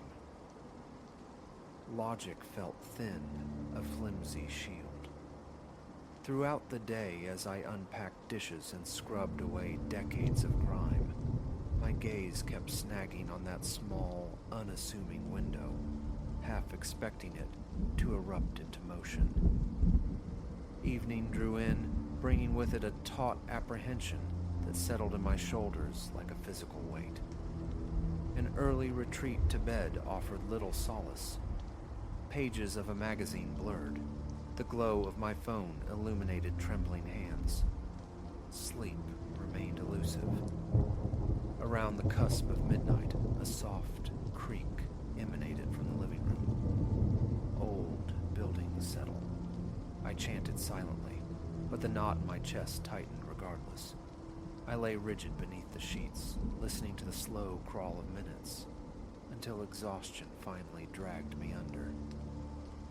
Morning light found me drawn, inevitably, to the window. Approaching it reignited that peculiar electrical hum beneath my ribs. Ignoring it felt impossible. Perhaps fresh air would help. I pushed the window fully open, leaning out slightly. The air hung still, yet an undeniable prickle of being watched crawled up my spine. 4th floor. Nothing below but the refuse-strewn courtyard. Still, my eyes snagged on something. A flicker against the opposing brickwork, a density, a form darker than shadow. It vanished the instant I focused, leaving only a residue of ice on my arms. I recoiled, breath catching. With frantic hands, I slammed the window back to its halfway point, securing the latch. The tremor in my hands persisted as I retreated, busying myself with meaningless tasks, the window now feeling less like an object and more like an eye. Hours bled together under a film of anxiety. Escape seemed necessary. Outside, the building loomed, a tired edifice of chipped brick and grasping ivy. My apartment faced inward onto the narrow, shadowed well of the courtyard. I walked aimlessly, trying to displace the image of that fleeting shape with the mundane rhythm of footsteps on pavement. Returning, I found Mr. Silas sorting mail near the entrance, his posture hunched. He offered a curt nod, his gaze sliding away. The question about the window formed on my tongue, hot and urgent, but shame silenced it. What could I say? That I saw ghosts in the daylight.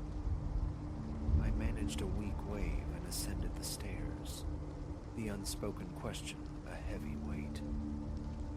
That evening, I defied the unease, planting myself in the living room, television casting flickering light. False normalcy. Around 10, a subtle shift in the air was followed by a delicate rattle from the window. My throat constricted. Volume muted, I listened. The sound intensified, less like wind, more like insistent pressure against the glass. I rose, moving with leaden ankles across the groaning floorboards. The instant my shadow fell near the sill, the rattling ceased. My hand hovered over the cool, damp wood. Outside, the courtyard lay submerged in murky streetlight. Then, a peripheral slide of motion. Against the far brick wall, perhaps 10 feet distant, something shifted. A silhouette, fluid and silent. My heart became a frantic bird battering against my ribs. I blinked hard. Empty brickwork stared back. The courtyard was still, deserted, but the back of my neck prickled with cold sweat, my arms trembling uncontrollably. Retreating, I paced the confines of the room, a caged animal. Calling someone felt ludicrous. There was a shape, officer, but it disappeared. I resolved to outlast the night, lights blazing, huddled on the couch, arms wrapped tight around my knees, waiting. Exhaustion claimed me sometime after 2. Daylight brought a fragile resolve. I found Silas fumbling with keys at the maintenance closet. Mr. Silas, I began, voice tighter than intended. That window in my apartment. What's the story? Is something wrong with it? A visible blanching stole the color from his already sallow face. His eyes darted away. Old building, he muttered, the words indistinct. Old ways. He mentioned previous occupants, their hasty departures, but offered no substance. No explanation. Before I could press further, he turned and scuttled down the hallway, leaving me with a gnawing sense of unanswered dread. That night, passivity felt like surrender. I armed myself with packing tape, reinforcing the window's half-closed state. A small lamp cast a pool of light near the sill.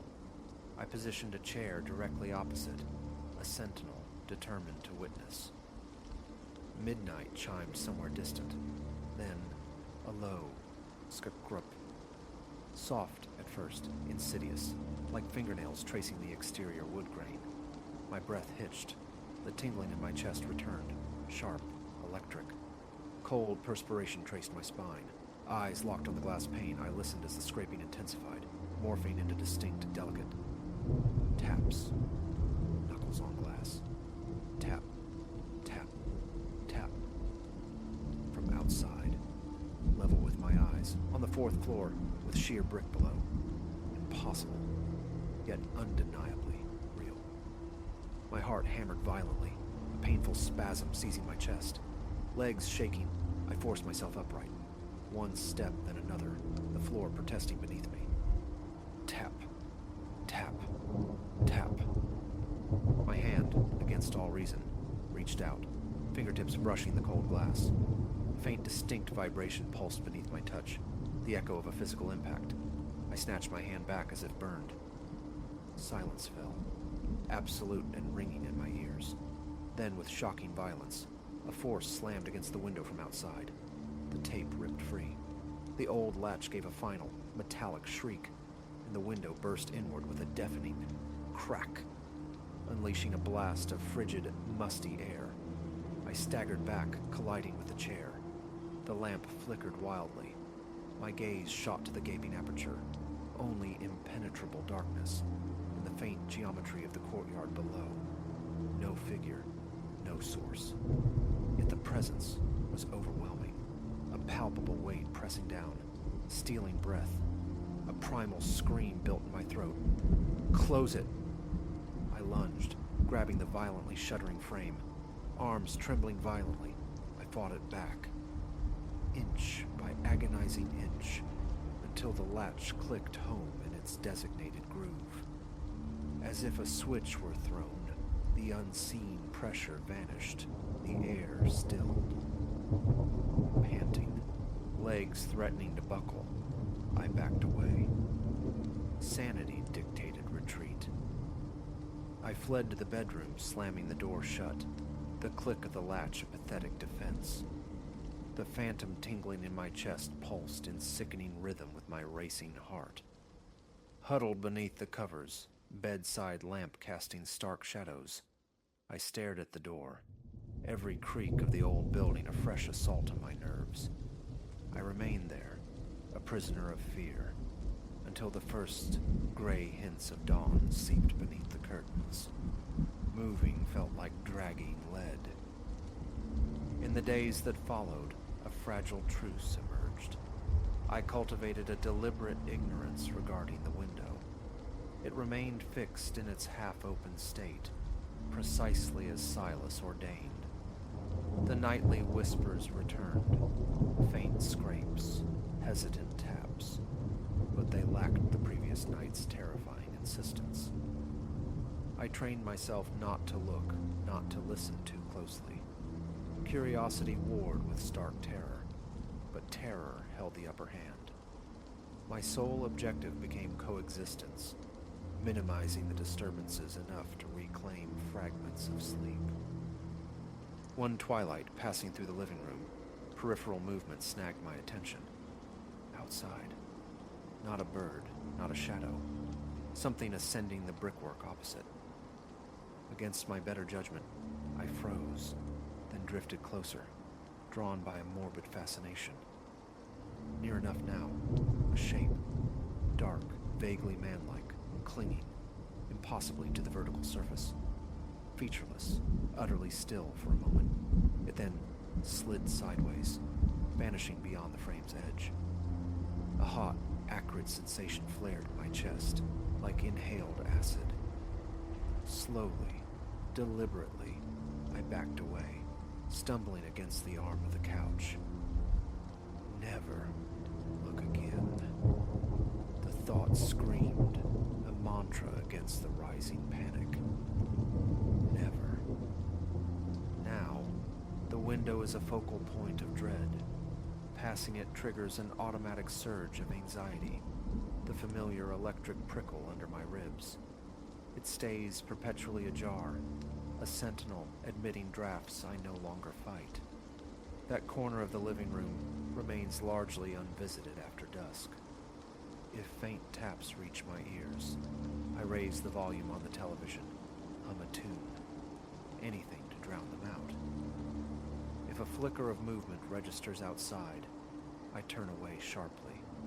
Sometimes I wake abruptly in the deep hours, phantom poundings echoing in my skull, heart leaping. But I remain burrowed in bed until the fear subsides or sleep reclaims me. Why stay? Life offers few easy exits. The lease is a chain, finance is a lock. Mr. Silas maintains his distance. The window remains an unspoken pact between us. Confronting whatever clings to that outer wall feels like courting madness, or worse. My certainty is this: that window will never again be fully closed by my hand. I learned. Some warnings aren't superstition, so should you find yourself in aging architecture and an old custodian cautions you about a window, listen. Believe them. It might just preserve your sanity, or at least your sleep.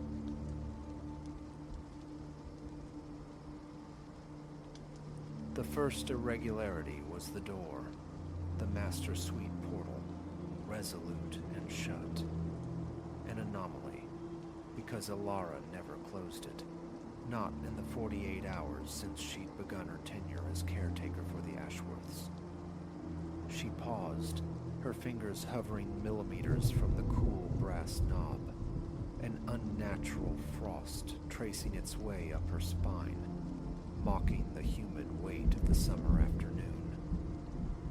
This house-sitting arrangement, a straightforward transaction for some much-needed funds during the collegiate doldrums. The Ashworths, possessed of quiet fortunes, resided within this palatial expanse, 5 acres of sculpted emerald lawns and whispering gardens unfurling around it. It felt less like a home, more like a stage awaiting actors long departed, perhaps expecting a crisp valet named Alistair. Certainly not Alara, a 20-year-old student tasked with tending flora and fussing over felines. "The entire estate is yours to enjoy," Mrs. Ashworth had declared, a light cadence in her voice as she relinquished the keys. "Just refrain from any bacchanalian revels, won't you?" As if Alara commanded legions eager to storm the citadel of polished stone and venerable artifacts. Her days had dissolved instead into streaming marathons on their cinema-sized screen and strategic pilfering from the cornucopia of their refrigerator. A simple commission. It was meant to be. Yet, confronted by this inexplicably closed door, simplicity felt like a distant shore. A slow inhalation, a deliberate turn of the wrist. The door yielded without a whisper, unveiling the pristine sanctum of the master bedroom. Everything occupied its designated space: the vast bed, a cumulus cloud of pillows, the elegant chaise poised near the window, the portals to the cavernous walk-in wardrobe and the ensuite. Still, a dissonance vibrated in the air, unplaceable, yet palpable, raising the fine hairs on her nape. It was akin to entering a meticulously crafted facsimile of a familiar space, visually identical, yet fundamentally alien to the senses. She gave her head a slight shake, attempting to dislodge the burgeoning paranoia. Too many late-night thrillers on that colossal television, surely. Poised to withdraw, a scent arrested her, a subtle, unfamiliar floral signature adrift in the stillness. Not Mrs. Ashworth's customary fragrance, the ghost of which clung to garments within the closet. This was different, fresher somehow. Her pulse quickened its rhythm. Intrusion. Had someone trespassed? Her gaze swept the chamber, seeking displacement, imperfection. The ornate jewelry casket on the dresser snagged her attention. Was it fractionally angled? Hands unsteady, she lifted the lid. Alara possessed scant knowledge of gems, yet even her untrained eye recognized the cascade of incandescent diamonds and lustrous pearls as possessing formidable value. And all appeared accounted for. If a breach had occurred, why leave such spoils untouched? A sound from the floor below fractured the quiet, making her flinch. Footsteps. Impossible. She was the sole occupant. The cats roamed the grounds. The cleaning crew wasn't scheduled for days, and the Ashworths, navigating the canals of Europe, were not expected for another week. Alara crept towards the precipice of the sweeping main staircase, straining to decipher the silence. Nothing. Perhaps an auditory illusion. Then, distinctly, the unmistakable cadence of movement originating from the kitchen. Panic, cold and immediate, clamped down. "Flee!"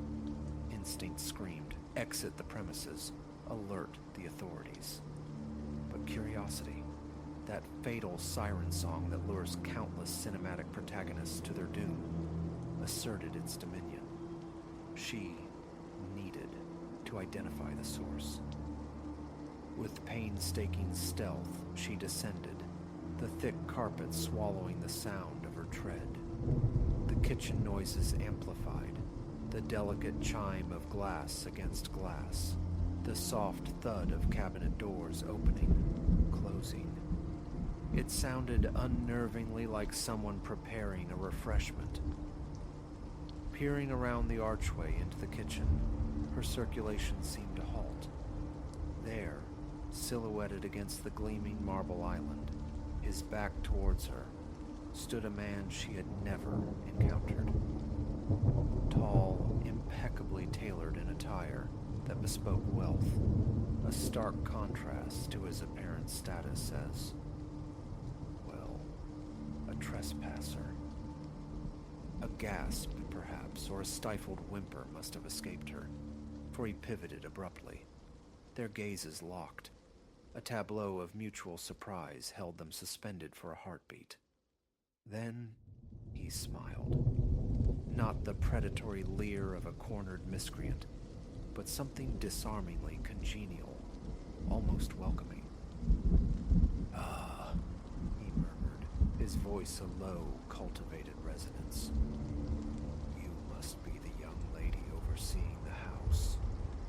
May I offer you a drink?" Elara remained rooted, her mouth slightly parted, struggling to assimilate the sheer incongruity of the situation. This stranger had infiltrated the very residence she was charged with protecting, and now proposed sharing libations as if they were guests at an impromptu soiree. Who are you? The words stumbled out, fragile and uncertain. He chuckled softly, lifting his glass to his lips. An associate of the family, one might say. Alistair Ashworth and I share a considerable history. A frown creased Elara's brow. Mr. Ashworth had made no mention of acquaintances possessing entry privileges during their absence. "I find that difficult to accept," she countered, striving for a conviction she didn't possess. "I'm contacting the police." Her hand sought her phone, but his voice, smooth yet sharp, intercepted the motion. "I strongly advise against that course of action. Unless, of course, you wish for Alistair to become aware of your own explorations." She froze. How could he possibly know? She'd exercised such discretion. During her second night, curiosity had overcome her better judgment. She'd ventured into Mr. Ashworth's private study, eased open drawers, sifted through documents. Just ensuring everything was secure, she'd rationalized, though a deeper awareness acknowledged the transgression. The man's smile returned, now tinged with something colder. "Oh, indeed. I'm quite aware. Just as I'm aware of the brief excursion you undertook in the Bentley yesterday. Tut, tut. What might the Ashworths conclude?" Her thoughts spun chaotically. The source of his knowledge eluded her. "Unless you've been observing me," she breathed, the implication landing with sickening weight. He inclined his glass in a sardonic salute. "Perceptive young woman. Correct. I've been maintaining a subtle oversight, ensuring the security of the Ashworth's assets." "But for what reason?" Elara asked, her voice barely audible. "Who are you, truly?" He placed his glass on the countertop and leaned back, his gaze pinning her. "Let us simply state that I possess a profound interest in the Ashworth's dealings, and in preserving the confidentiality of certain sensitive materials." Her heart hammered against her ribs, a frantic drumbeat she felt certain he could perceive. "What sort of materials?" "The sort that possess the power to dismantle a man like Alistair Ashworth," he replied, his tone dropping to a menacing hush. "The sort deemed worthy of extreme measures." A sharp intake of breath escaped her. She took an involuntary step backward. You're extreme deceptively casual gesture, though his eyes remained locked on hers. Extortion carries such unpleasant connotations. I conceptualize it more as a symbiotic arrangement, one that has functioned admirably for a number of years. Her mind struggled to process the revelation. The immaculate, affluent Ashworths, shrouded in what manner of darkness, and into what perilous situation had she inadvertently stumbled? "What occurs now?" she inquired, despising the tremor of fear that thinned her voice. He smiled again, devoid of warmth. Now, my dear, you are presented with a decision. You can elect to erase this encounter from your memory, complete your house-sitting duties, collect your remuneration, and depart with an untroubled conscience. Or, he allowed the alternative to hover, thick with unspoken menace. "Or what?" she whispered. "Or you can embrace the role of the heroine, summon the authorities, disclose your observations to the Ashworths, but pause and contemplate. Whom do you imagine they will credit? A long-standing family confidant, or a university student caught rummaging through their personal effects and commandeering their luxury vehicles?" Nausea churned within her. He spoke the truth. She possessed no tangible evidence, and her own actions had compromised the Ashworths' trust. Even if they entertained her story, she would inevitably face repercussions. "So," he prompted, retrieving his glass, "which path will it be? The path of least resistance or the more arduous route?" Alara stood immobilized by indecision. The morally correct action was unambiguous. Notify the police, irrespective of the personal cost. Yet fear, that primal imperative for self-preservation, anchored her feet to the floor. Ultimately, neither valor nor ethics dictated the outcome. It was decided by sheer, unadulterated chance. In that precise moment, beams of light swept across the kitchen windows. A vehicle ascended the driveway. The man's eyes widened fractionally. "Impossible," he muttered under his breath. "Their return isn't scheduled for days." But the distinct slam of car doors, succeeded by voices carrying familiar intonations, refuted his assertion.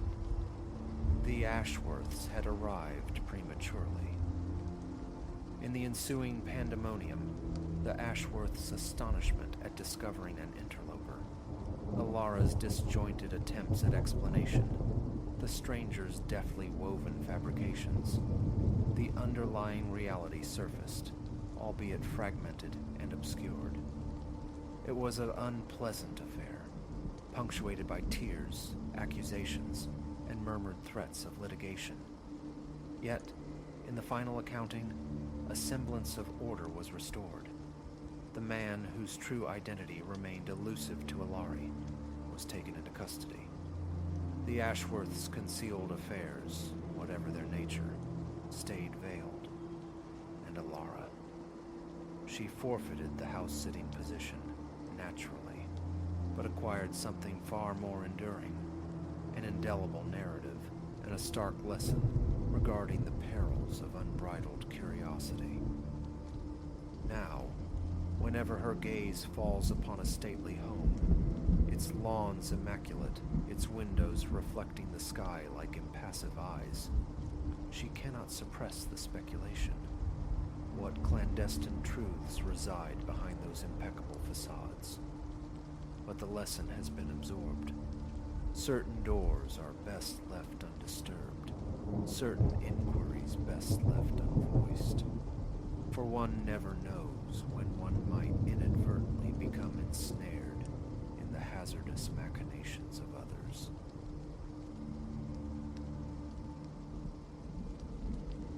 The night detonated with the violent report of rupturing rubber, wrenching our sedan into a frantic, metal-shrieking pirouette across the vacant asphalt ribbon.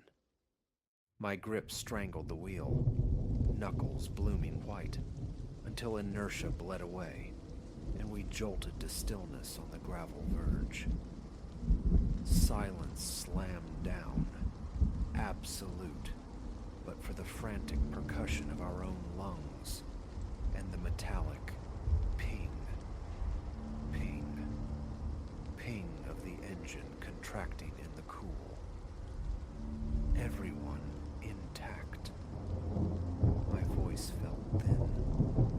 I scanned Clara beside me, her face luminous and stark in the gloom, then twisted to see Lily, a small shape huddled in the back seat.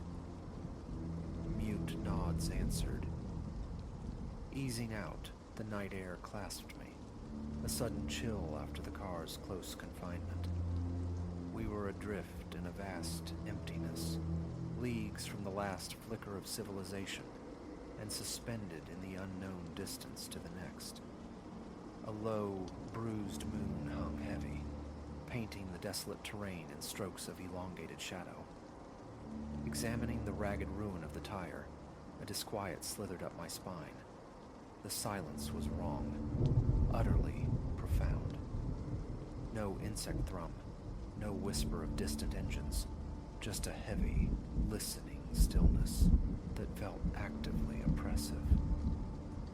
My phone confirmed the expected, a dead screen, devoid of bars, futile. Looks like we're bivouacked for a spell, I murmured, sliding back behind the wheel. I'll wrestle the spare on, but finding aid will have to wait for dawn. Clara nodded, her features drawn and pale under the ambient, weak light.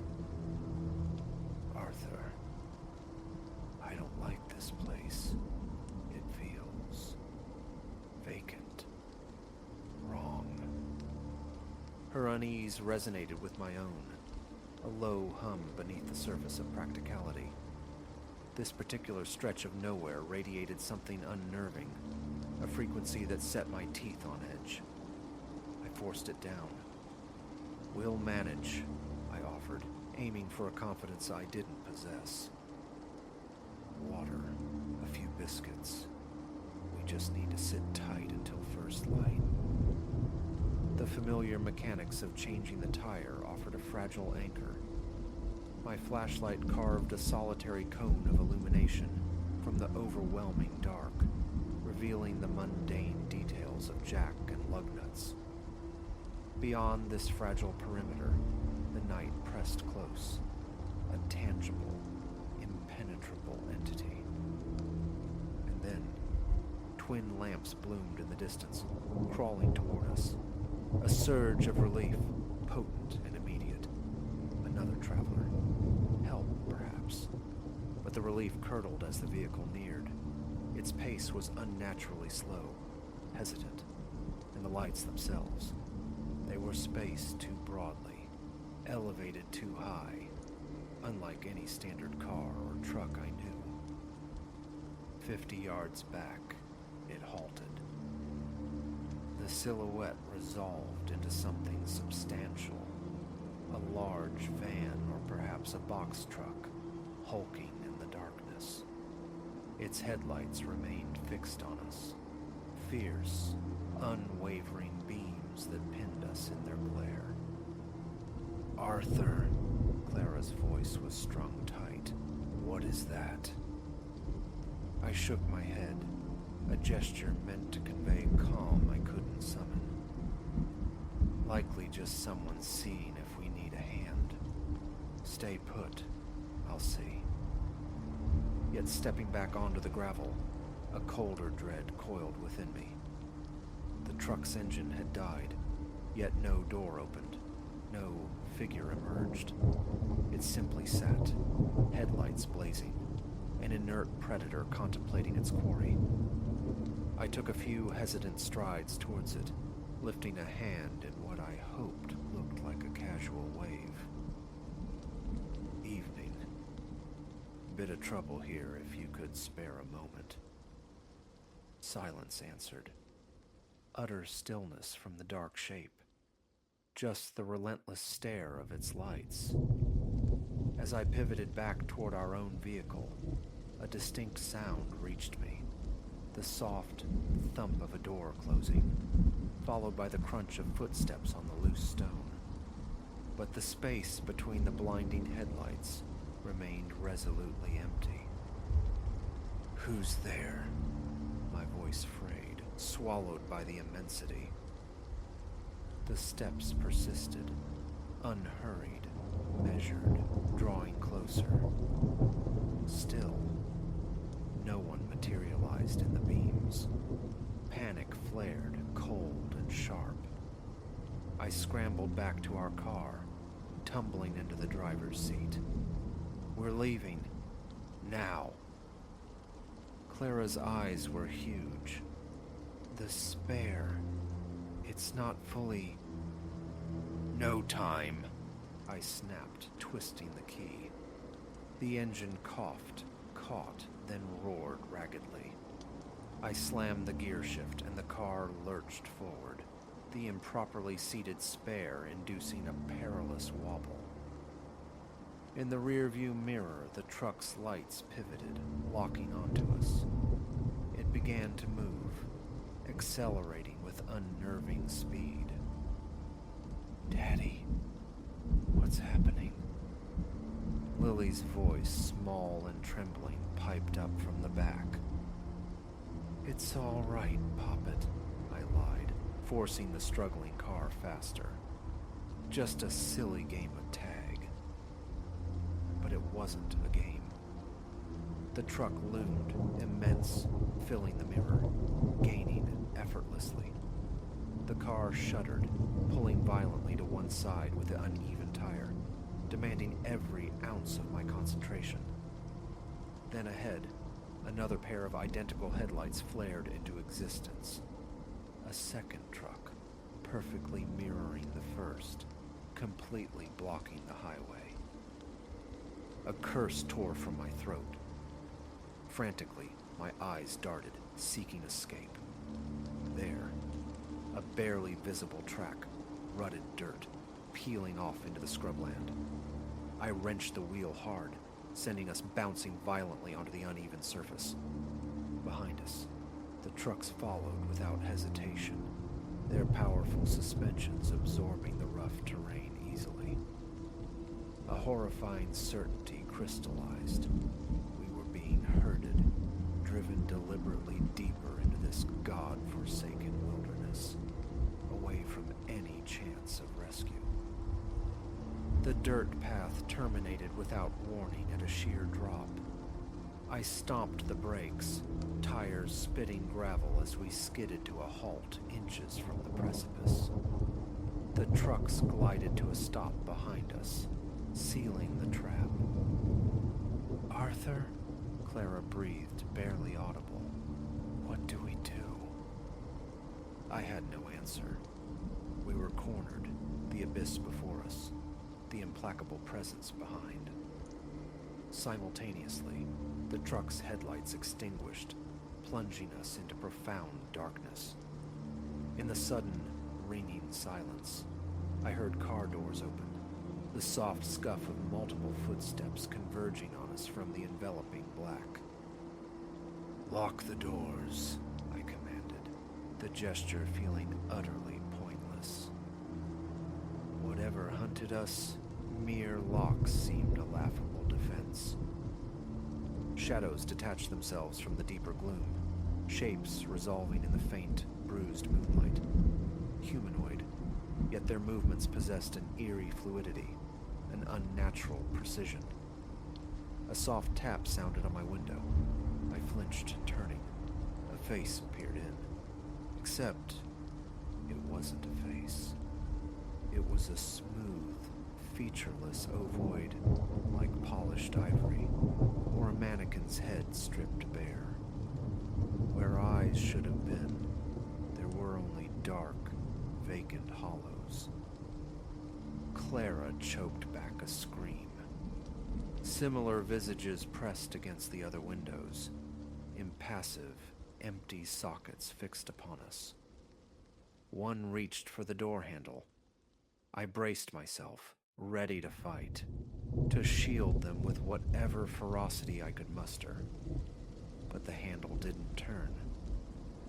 Instead, a sound began, low at first, then swiftly escalating into a high-frequency whine that vibrated in my fillings, blurring my vision. Beside me, Clara slumped, unconscious. Lily followed an instant later. I fought the encroaching pressure, the heavy tide pulling at my consciousness. But the battle was already lost.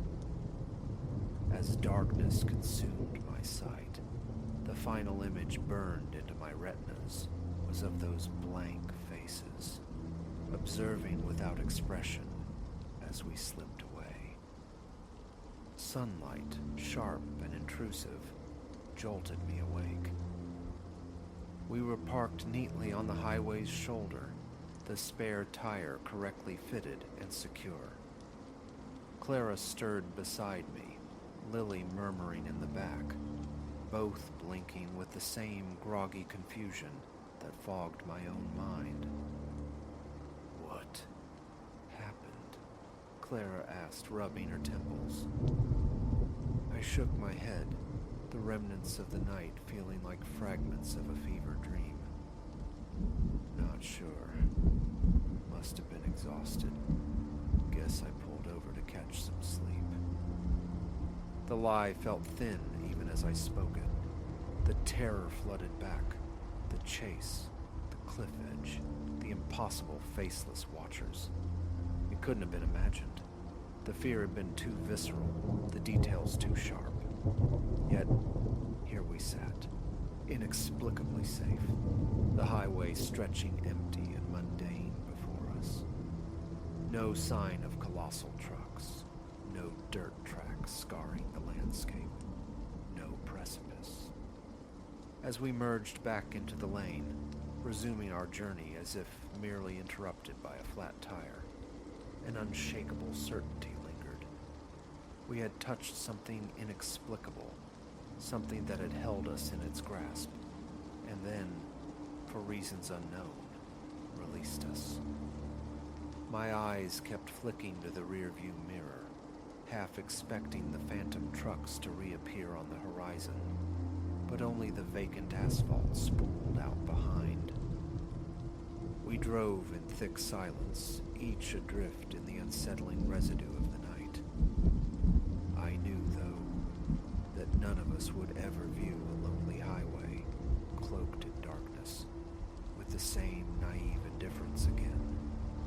We knew now what could inhabit those empty spaces, waiting patiently for the unwary. Passing a sign welcoming us to the next town felt like crossing a threshold back into reality, but the border felt porous, unsafe. I made a silent promise. No more nocturnal journeys through the remote veins of the map. Only the well-lit, well-trafficked arteries from now on. Because some things that stir in the night are terrifyingly real, and not all are content to remain unseen in the shadows.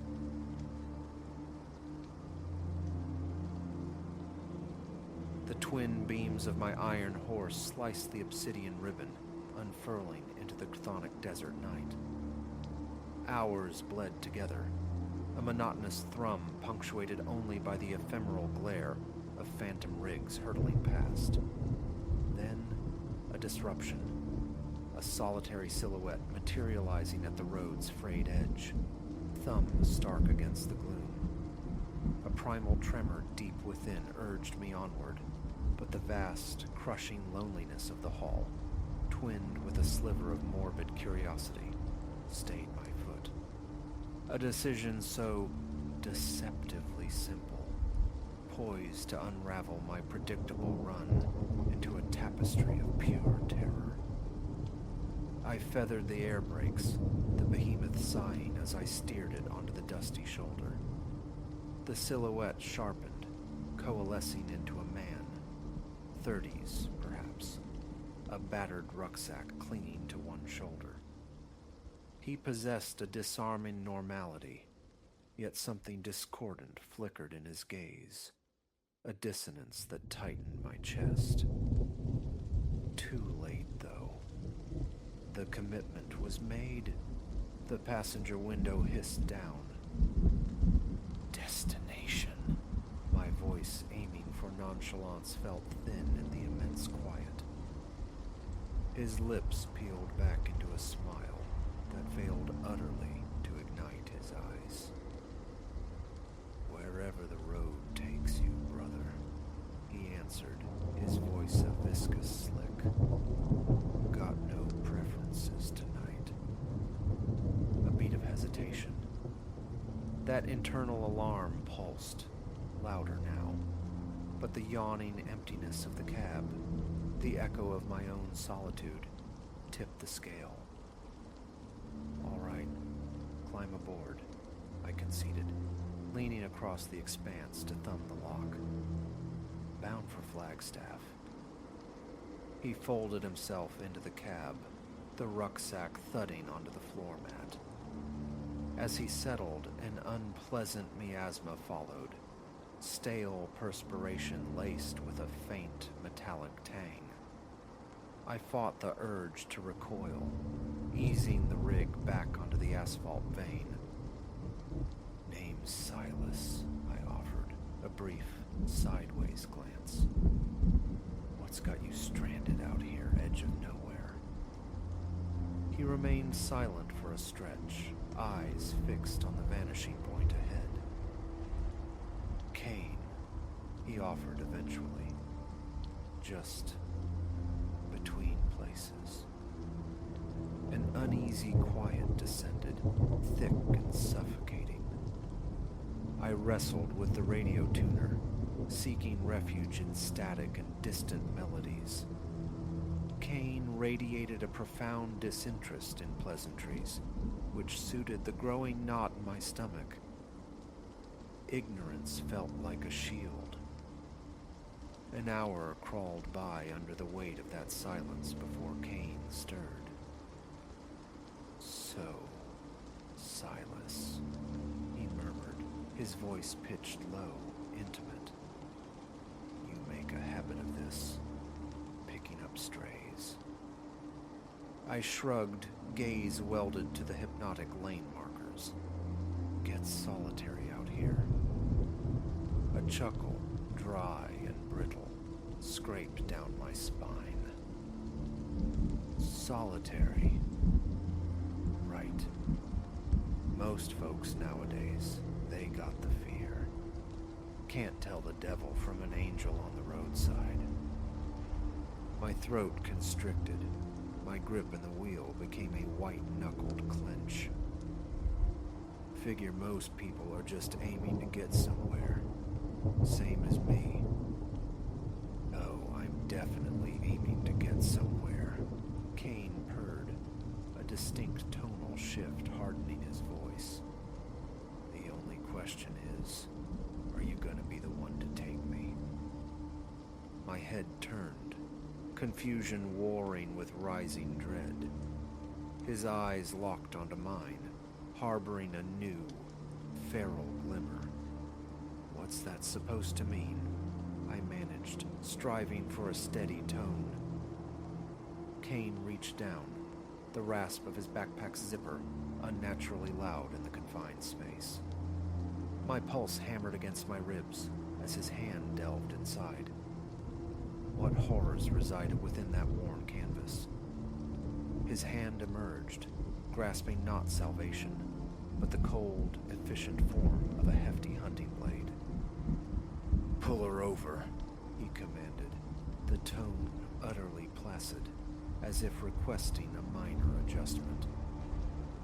My thoughts scattered like startled birds, miles from any sign of civilization, no headlights fore or aft. Stopping was unthinkable, a surrender to unknown violence. I needed forced a shaky laugh. If you wanted to turn at the wheel, friend, you just had to ask. No need for the melodrama. His features solidified into granite. I said, pull over now. Feigning compliance, I eased pressure on the accelerator, letting the rig drift toward the shoulder's gravel embrace. From the periphery, I tracked Kane. The instant his gaze flickered down, presumably checking our decelerating speed, I reacted. My foot slammed the brake pedal to the floorboards as I simultaneously wrenched the steering wheel violently left. The abrupt, brutal maneuver flung Kane sideways, his body cracking against the passenger door. The knife spun free, clattering onto the floor mat. The truck bucked and fishtailed, a screeching cacophony of protesting rubber as I fought the wheel. Kane, cursing vehemently, scrambled for the fallen weapon. Seconds, I had only seconds. My hand shot out, grabbing the CB microphone. Mayday! Mayday! I barked into it. This is Long Haul Silas. Got a hostile situation, armed passenger. His fist exploded against my jaw. A supernova burst behind my eyes. My head snapped back against the rest. The truck veered sharply, tires biting dirt, the entire rig threatening a precipitous roll before lurching to a halt in a choking shroud of dust. My heart felt like a trapped bird beating against my ribs. Before I could fully register the cessation of motion, Kane was upon me, his fingers finding my throat, squeezing with terrifying strength. Shouldn't have done that, Silas, he hissed, his face a mask of fury inches from mine. Could have been easy. I clawed uselessly at his wrists, air turning to fire in my lungs. Black constellations bloomed at the edge of my vision. Blindly, desperately, my hand flailed, searching for purchase, for leverage, for a weapon. My fingers closed around the familiar cool metal of my thermos, still weighty with lukewarm coffee. Summoning the last dregs of adrenaline-fueled strength, I swung it, connecting with the side of Kane's head with a sickening thud. His grip faltered. I shoved hard, sending him sprawling back against the passenger door, momentarily stunned, but far from incapacitated. No time to think. I lunged for my door handle, practically tumbling out into the cool, sharp shock of the night air. It cleared my head momentarily. Stumbling, I rounded the front of the cab, intent on securing him inside until help could arrive. But as my hand reached for the passenger door, it flew open. Kane spilled out, the knife miraculously back in his grasp. He slashed wildly. A searing line of fire erupted across my forearm as I leaped backward. "You're just making this difficult," Kane gasped, advancing, his breath ragged. "The keys. Just give me the damn keys." I retreated, mind whirling. The keys remained stubbornly in the ignition. If he reached them, he'd have my livelihood, and I'd be marooned in this wasteland with a psychopath. "Why?" I blurted, playing for time, scanning the shadowed ground for any advantage. "Why are you doing this?" That chilling, eye-dead smile returned. "Because I can," he stated, the simplicity more terrifying than any complex motive. "Because watching you now, this is living." That raw fear on your face, Silas. It's exquisite. An arctic dread washed through me. This wasn't robbery. This was sport for him. The horrifying certainty landed. He never planned for me to see the dawn. He lunged. In that fractured second, instinct overrode reason. Instead of evading, I charged forward, meeting his momentum head-on. The collision was brutal, sending us both sprawling into the grit and scrub. A frantic grapple ensued, dust choking us as we wrestled for dominance, for control of the blade.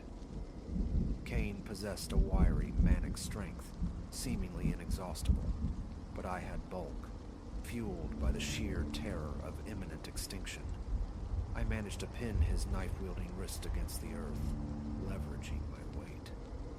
My free fist found his face. Once, twice, a third time with bone-jarring impact. His grip on the knife finally slackened. I tore it from his grasp, scrambling backward on all fours, chest heaving. He lay there, blood trickling from his nose, a soft, wheezing laughter bubbling from his lips. "Go on," he rasped. "Finish it. You want to." My fingers tightened on the knife's handle. The temptation flickered, hot and dark. This creature tried to extinguish me. He would undoubtedly harm others.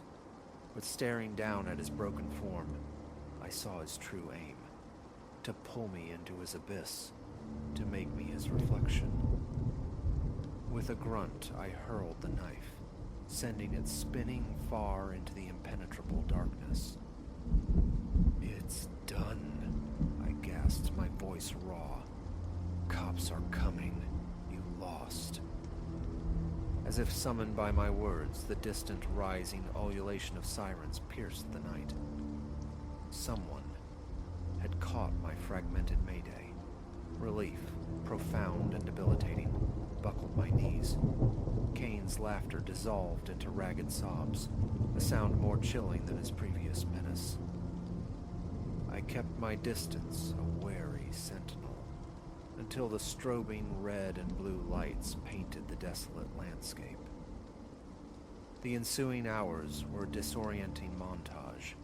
Paramedics tending my arm, uniformed officers taking statements, the metallic taste of shock lingering.